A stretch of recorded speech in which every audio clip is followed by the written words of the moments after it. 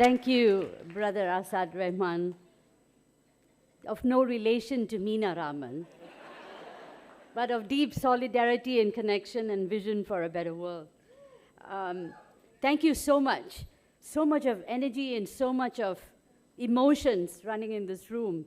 But I have a challenge for you, Asad Rahman, that next time we come here, it'll have to be the Wembley Stadium. And we can do it, and you all have to help us do that. Now, I was wondering, after all these impassioned speeches and the morning long day of analyzing capitalistic systems and imperial systems and the entire force of what's on us, I think what we all realize is that we are united in this fight together. And there are only two types of people in this world, and you might be surprised that I'm making it quite simplistic. One is if you're part of the problem, or if you're part of the solution. No matter how little that solution is, I think for those of us, and many of us who come from the frontline struggles, for those of us here, my sisters, my brothers, battling with communities, forest communities, battling with mining companies, battling with governments who have been oppressing us in many ways, I think the one realization that we have is no matter how much we resist, and no matter how horrible the nightmare is, as it is in Gaza, in Palestine, how awful and naked the emperor is and the empire is, despite all that resistance on the ground, and despite all that, our people have the resilience and they continue to fight, but they don't listen to us. And who do they listen to? They listen to you, the people who live in the empires. And this is why we come here. And for the longest time, I have always struggled. How can we make the change happen in the UK? How can we make the change happen in the United States? How can we make the change happen in many parts of Europe? Because if you and your voice is heard, then we are protected. But it's not for our sake that you have to do what you have to do. It's for your own sake. So this is why some people sometimes, you may not be having all this big analysis and, you're not from you don't know what capitalism is, and I'm sure you all do. You don't know what the imperialistic project is all about. But I think when you see how the system actually keeps making the poor poorer and the rich richer, how do you account for the fact that you have fascists ruling? How do you account for the fact that the European Parliament is at the risk of having more right-wing governments? How do you account for the fact that Donald Trump can get re-elected?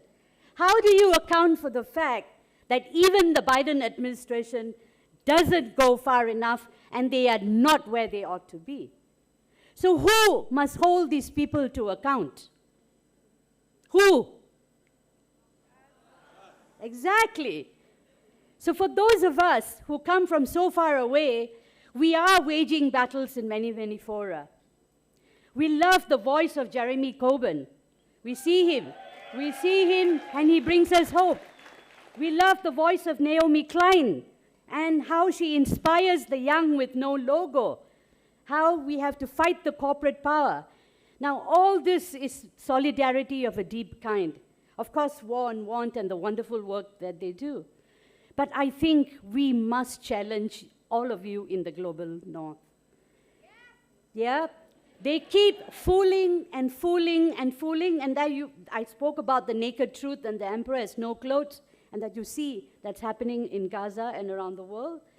But what is even worse is the insidious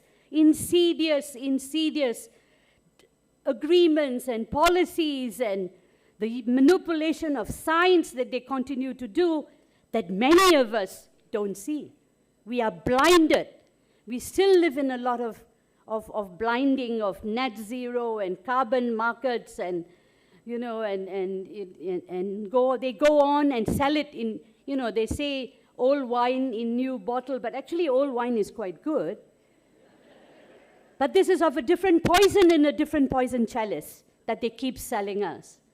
So for many of us, we collaborate, we analyze, as Naomi has talked about, we unpack the mask, we remove the masks, we make it people like Tejal, who has a huge, Tejal, my sister from India, fighting so hard in the Intergovernmental Panel on Climate Change, single-handedly to expose how that science is not really science, but it is a science of inequity and to a large extent manipulated.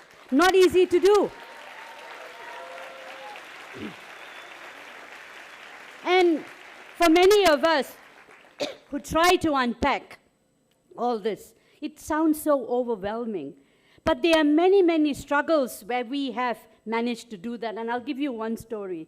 There was this, the OECD, you all know the OECD. The OECD unleashed what was called the Multilateral Agreement on Investment. And they wanted a multilateral agreement on investment, which was like the Energy Charter, which would basically mean that the corporations rule the world and that governments have no power to regulate. And that if governments took action, that the governments will be sued for billions of dollars. And we still have those agreements in place. But they wanted to unleash this multilateral agreement on investment, and for my organization and the leaders who were with us then, when they saw what was the writing on the wall and reading the text, you have to read the text. You have to understand the text. And many of our governments don't speak, they don't understand, they don't have the capacity, they don't even know what's in these texts. So when it was shown to them that education is going to be privatized, hospitals are going to be privatized, everything is in the hands of the corporations, when women realized this in many parts of the world, they said, no way this is going to happen over my name, not in my name, it'll only happen over my dead body. And that's when, in Canada, you had a group of homemakers who sit and have coffee every evening. Suddenly, when they were told about this by our friends, and those of us who explained to them of what was coming, they said, no, this cannot happen. And they rose to action. So those who were sipping coffee nicely or knitting changed. They transformed, spoke to their neighbors. It led to an uprising, a challenge of government that led to the cancellation of the Multilateral Agreement on Investment. That they did. It wasn't easy.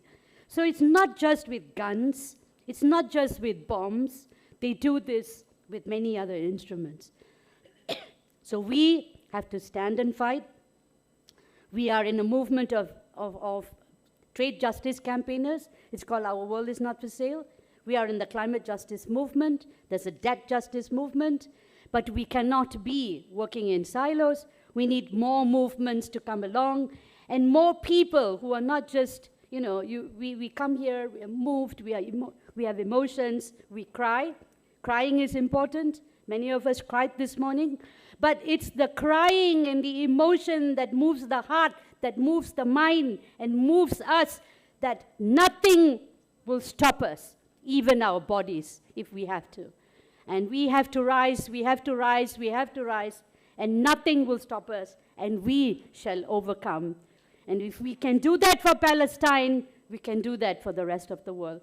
And we are in this together, and we need your solidarity more than ever. Thank you very much.